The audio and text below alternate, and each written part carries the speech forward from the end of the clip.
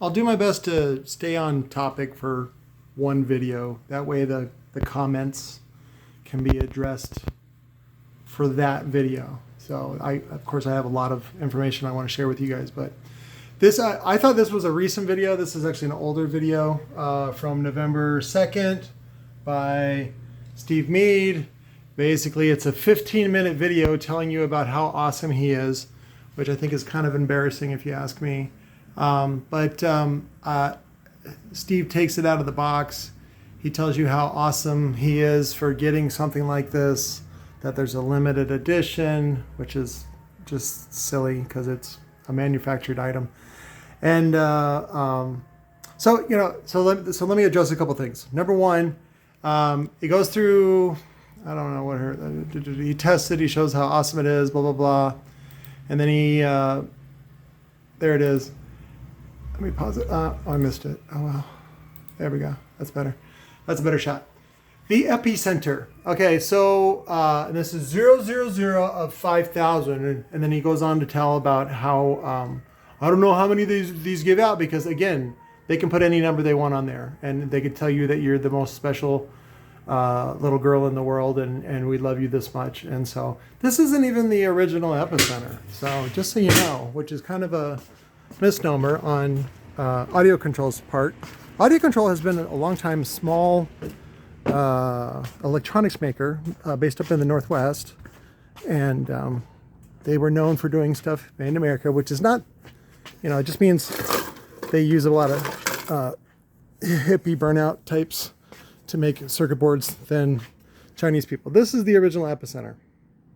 No knobs, nothing. Just in, out, and then some generic ass barrier strip. Okay, and then it had a knob for how much Epicenter you wanted to add to it. It wasn't a volume knob like it is now. Okay, so the Epicenter was, okay, let's go over this. So this is actually the Series 2. It's not even the Series 1. Right, and then it's got that little Trump thing about find the hole or whatever, some sort of white supremacist thing, I don't know, whatever. Anyways, so Epicenters came about because of cassette tapes, right? So the whole idea is that they've marketed it under is that it's a restoration, a bass restoration device. So what bass are they restoring, right? Well, it's the bass that's lost whenever you put the format onto a tape, when you put the material, the music, onto a tape. Now, me personally buying or stealing a copy of License to Ill from the Beastie Boys and playing that on loop over and over again until I fell asleep was fine. It was fine, but I guess there was some sort of loss near the 40 hertz range for tapes. And so Audio Control came out with a device, and really what that device is just a bass knob. It's a bass booster. It's just like if you download decaf, it's bassed up music. That's all it is. So I have the problem with that this device still exists and cassette tapes don't. Fucking CDs don't even exist really anymore. But this device, they've sold 1 million of them. So then you have to say, okay, so their cost on this is probably right around $20 if it's American made. And then, so $20, and then they sell them for, let's say, $100. So that's a lot of money. Let's say they wholesale them for $50 to dealers, and then the dealers sell them for $100. So that's a margin of what, from 20 to, let's be more conservative, 20 to 40. So that's $20 per unit profit times 1 million. That's $20 million. So they've made $20 million, and this is how they thank you. They go, oh, we're going to give you a free $20 device. So, and then Steve, tells you how awesome he is, right? He's got his signature on there. It's about, what is it? What does he go by? It's bass style, lifestyle, or whatever. I don't know what he said. Free bass. Fuck. Now it's driving me nuts. Bass, music, style, 24/7 lifestyle. So stupid. Anyways, so this Epicenter, this version, it has 2 knobs, which is sweep and what's the other one? Wide. So what that is it's basically a 1-band equalizer, and it allows the Q. What's it adjusting the Q? How wide the bass boost is versus where it's located, at what frequency. So for Paisas, I put both these to the right, right? Because they really like the mid bass. That's what that's for. And then they use their other bass knob to control the volume on the subwoofer amplifier. So that's how we set it up for them. Even though I don't agree with that and you don't really need it, you just set your crossover to, your low pass filter up a little higher, like 250, 300 hertz or something like that. And it does the same job. You don't need an Epicenter. So yeah, so this video, I mean, if you just watch it, it's just ridiculous. And so, I mean, it goes hand in hand with all the bullshit that I've been exposing. And again, it's not personal to Steve, just so you know. And I certainly don't hate him for his success. I actually applaud his success. Because if you're this grimy, slimy, and you've been able to get this far, good for you. Good for you. The problem that they're going to run into is with that HLC2, you're going to watch something happen where they're going to cut the price, and that's a mistake. Because number one, you're telling him you're trying to liquidate them. Don't do that. So you got to keep them at that price, because what happens is if you price them cheaper, then you betray all the people that bought into your fucking $140 device in the first place. So it's a Ponzi scheme, right? You're going to be the last one with a $140, $130 LOC that can be done by an $8 device, and that's retail. Where was it at? This one. So this is the Parts Express site, and they sell the Boss one for $9.79. They sell the Access one, which is made by Edge, for $35, and they have another Access one that's an 80-watt version for $25, and then they have a bunch of other ones, blah, blah, blah. They're all basically the same thing. Here's the 30-watt version, and then here's my little cutie. I love her. LN60 from Legacy, right? $8.48, but if you buy more than 4 at a time, they're $7.51. Again, I was buying those for about $3.41 from Wholesale House. And again, it's whatever. It's just a little device that converts speaker level into RCA, so you don't hurt your amplifier. But on many amplifiers, you can just run straight into the. Where did I pull up my blog? I'll put my link to my blog post, which tells you that a lot of times the comes straight out of the head unit is fucking great. You just got to watch out for your, you don't want to burn shit up. But again, so people say, well, I want to, you can still burn your shit up with this stuff. It's not a dummy-proof thing. So your best bet is just not be a dummy. That's my advice. Don't be dumb. If you make a mistake, if you burn something up, learn from your mistakes. Don't blame it on the equipment. Don't blame it on the vendor. Don't blame it on, don't call this garbage. It's not garbage. It's a very good device. It does a very good job. Do you not like Boss? Fine, don't buy Boss. Buy it because they're all made by the same company. Buy it from somebody else, whatever. And again, so, I hope this is the last video. Oh my God, I'm so tired of this. It's so dumb. But anyways, I wanted to make fun of Steve and how dumb he ends up putting it on the wall, which is the dumbest thing ever. And I bet he'll sign it. And then, of course, when he's hard up for money, he'll sell it. So where was that thing at? Oh, you're not supposed to see that. That's a speaker manufacturer. Let me see. I don't even remember where it had. Oh, I wanted to show you this one too. This video is actually really good. So, and this is by Sonic. Okay, and he shows you actually in 3 steps on how to do it with an O-scope, how to do it by ear, and then how to do it with the DD1. So the other thing I wanted to put was links to how to create your own distortion meter by Rockford Fosgate, and then of course the video of Bear Vids, which is here. This one, how to detect without clipping. Basically, he does a video of the Rockford thing that you can make yourself. And then the other one was how to set your gains. So, and Rockford goes step by step to show you how to set your gains. Again, this is very, very basic shit that I learned when I was fucking 16. And for some reason, there's a lot of people that get mad that I'm not talking highly about Steve Mead or Tony Baloney. And I don't want to apologize because I'm not sorry. I just want to clue you in that maybe these people aren't what you think they are. And maybe their products aren't worth the money that they're asking, right? Like the whole Ginsu knife thing and I say Ginsu knife, you guys don't know what that means. You are young people. Anybody over 40 knows what the fuck Ginsu is, and you can Google that one. In fact, I'll look it up for you, and I'll put a link to it in the description of the old Ginsu commercial. That is Steve Mead. He's just selling anything you'll buy. You know, it's fucking he'll a throw pillow, wire, amplifiers, subwoofers, anything with his signature on it, and you guys eat it up. He's gonna sell. So, and that's as bad as me.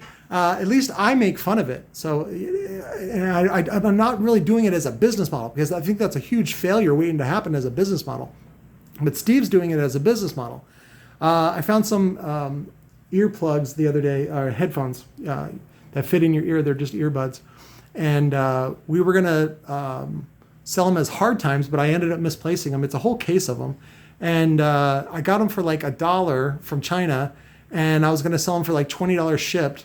And again, they're as good or better. In fact, I was watching videos, and I saw an advertisement for Ray J, his headphones, where he says they're as good or better than any other headphone, but about half the price. He's doing the same exact thing.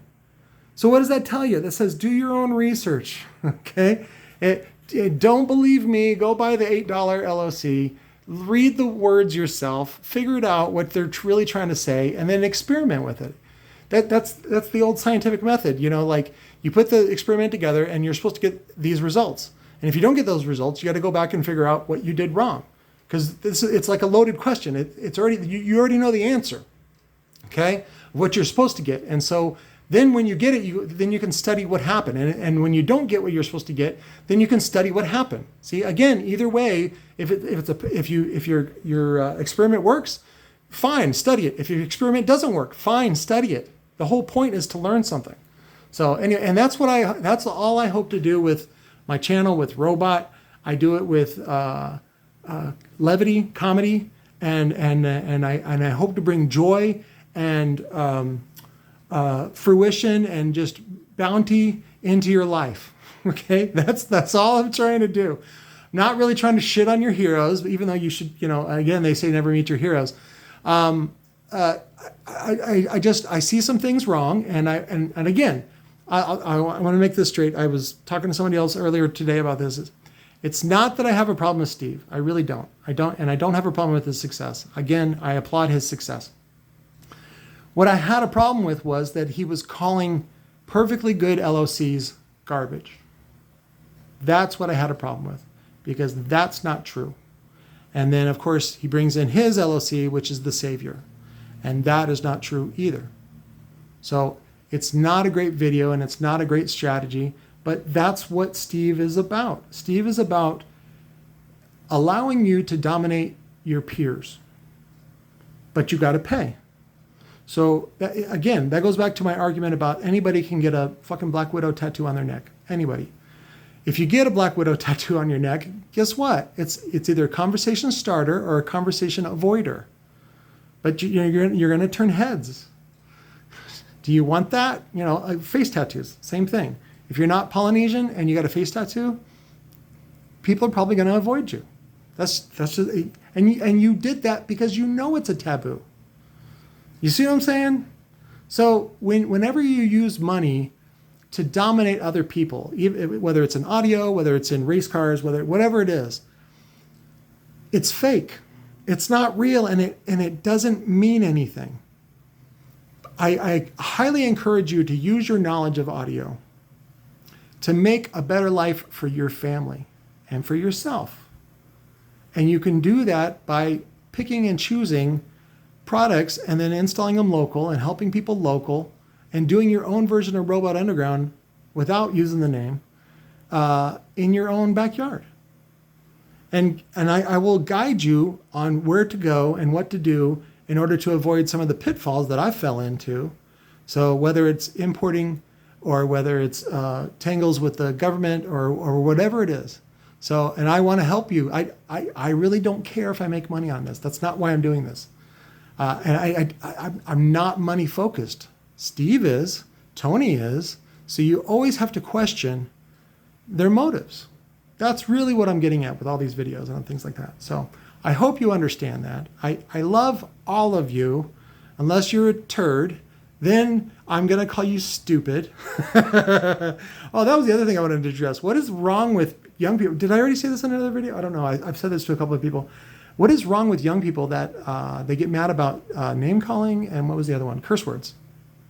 What is wrong with you?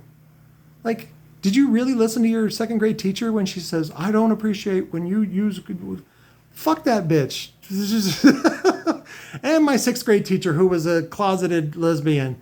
And my fifth grade teacher was a closeted gay guy. Like, fuck you. Fuck off. You quit impregnating children with... quit impregnating children altogether, but quit impregnating children with these ideas about this fake civility, because it's not real. Now, do I encourage people to call each other names and curse words? Not actually.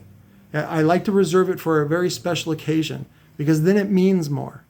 But don't be afraid to use those things, because they're taboo. Again, be aware that there's going to be consequences. Just like, Will Smith goes up there and what's funny is I really think that LAPD should still press charges against Will and see what happens, to set an example. Because if you record, that happens on day-to-day basis.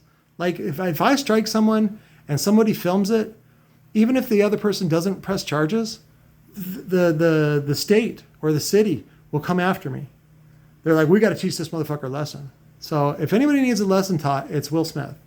So Jada is the one that really needs it. But again, Will empowers Jada to be Jada.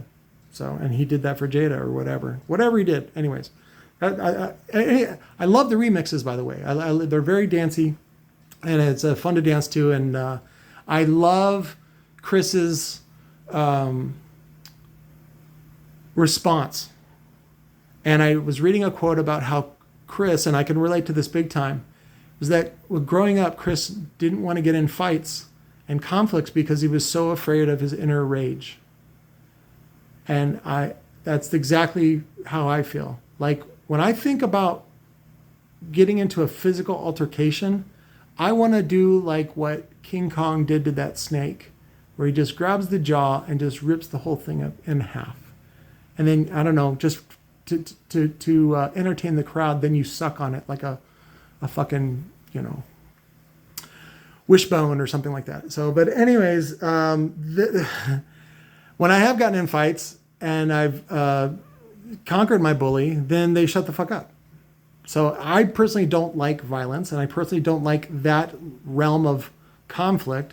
But I can see why some people only respond to that. So, but anyways, I love you guys.